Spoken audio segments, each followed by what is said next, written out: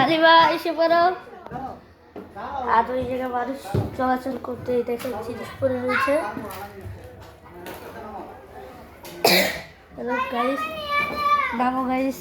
এই আমাদের ছোট বোন উঠতেছে। চলো গাইস, মাথা ঢুকাও।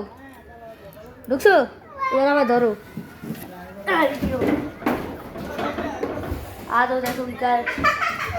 আরে ভাই দেখো, এখন এই গাছ, এই দেখো মানুষের চুরিটা একটা ভয়ঙ্কর রূপ। এই রুমে যে কোনো মানুষ ঢুকতে পারে না। এই দেখো একটা ভয়ঙ্কর এক প্লেন, এই প্লেনে মানুষ ঢুকে না। আলিবা আসো।